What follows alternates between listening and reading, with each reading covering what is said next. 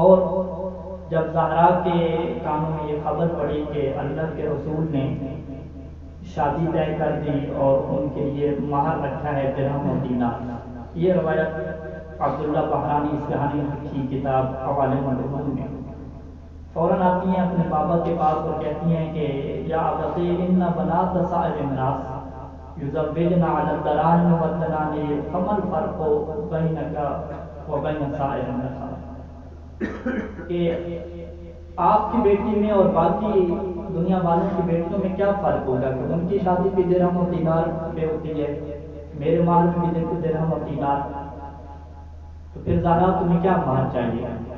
فرماتی ہیں فاسأل من اللہ تعالی ان یجعل مہری شفاعت وساط امتی، اے اللہ کے رسول اللہ سے سوال کیجئے کہ میرا مہر یہ ہو کہ میں آپ کی امت کے گناہ گاروں کی شفاعت کر سکوں۔ روایت کہتی ہے ابھی زہرا کے جملے مکمل ہوئے تھے فنازل جبرائیل علیہ السلام من ساعته وبيده حرير فيها مكتوب جعل الله تعالى مهر فاطمة الزهراء ابنة محمد المصطفى شفاعة أمته العصاة، کہ اللہ نے مہر فاطمہ امت مصطفیٰ کی شفاعت کو قرار دی ہے۔ اور پھر زہرا کے جب آخری وقت آیا تو وصیت میں یہ بھی موجود ہے کہ فرمایا ہے علی جب میں اس دنیا سے جانے لگوں تو یہ ٹکڑا جو ہے وہ میرے کفن میں رکھنا۔ کیوں؟ زہرا فرماتی ہیں اذا حشرت یوم القیامہ، جب قیامت کے دن مجھے محشور کیا جائے گا، ارفع ھذا الی یدیا، اس ٹکڑے کو اپنے ہاتھ میں اٹھاؤں گی، واشفع فی وساط امت ابی، اور اپنے باپی کی امت کے جو گناہ گار ہوں گی ان کی شفاعت کروں گی۔ بس مسائل کی چند روایات، وہ آخری وقت آ گیا جب بشارت مل گئی خواب میں کہ زہرا تیری دنیا کے مسائل ختم ہو گئے ہیں، اب میرے پاس آ جاؤ۔ روایت کہتی ہے کہ اس بشارت کے بعد زہرا کے جسم میں بڑی طاقت اور بڑا حوصلہ آ گیا تھا۔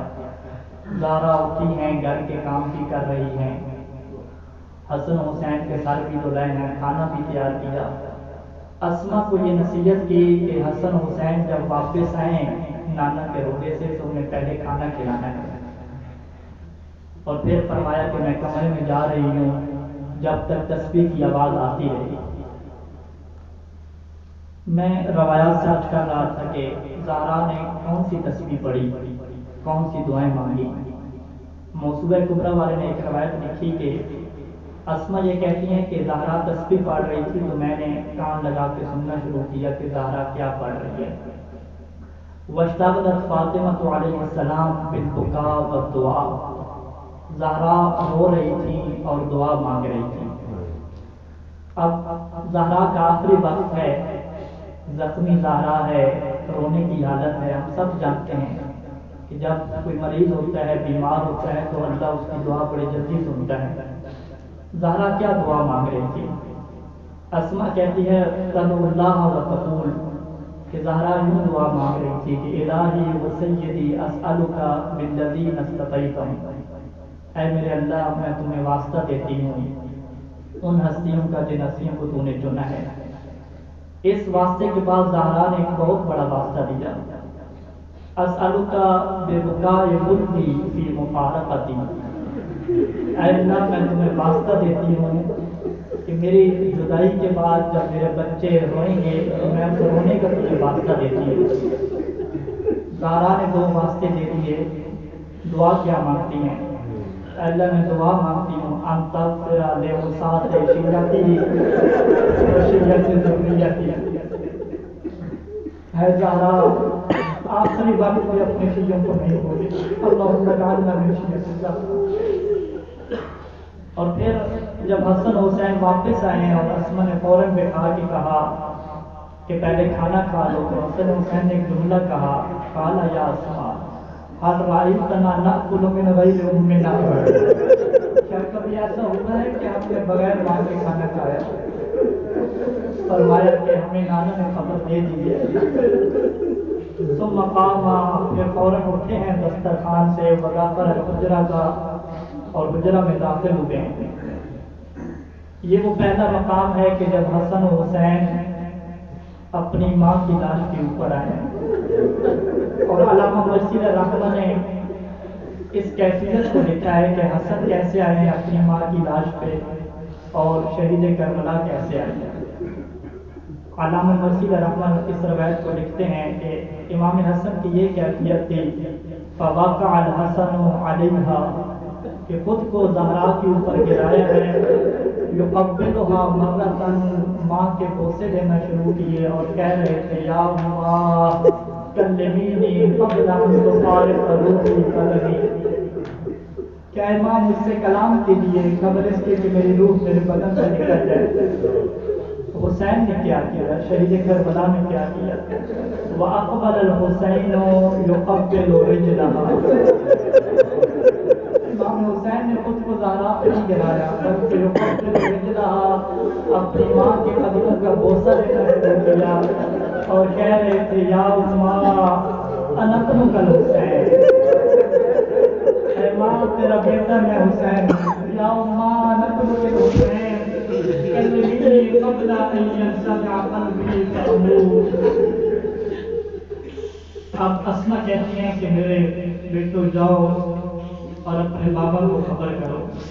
حسن حسین روتے ہوئے جب مسجد میں داخل ہوئے ہیں، اصحاب نے یہ سوچا کہ شاید اپنے نانے کے منبر کو دیکھ لیا تو رو رہے ہیں.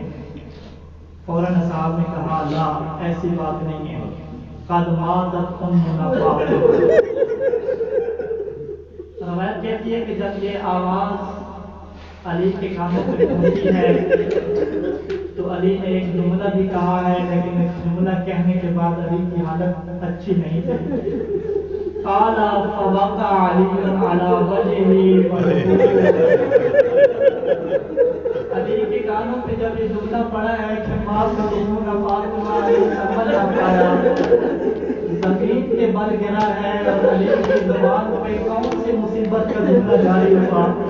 علی کہہ رہا تھا یا بنت محمد بمن العذاب كنت بك العذاب بمن العذاب بعد. اے محمد کی بیٹی اب کون ہوگا مجھے تسلی دینے.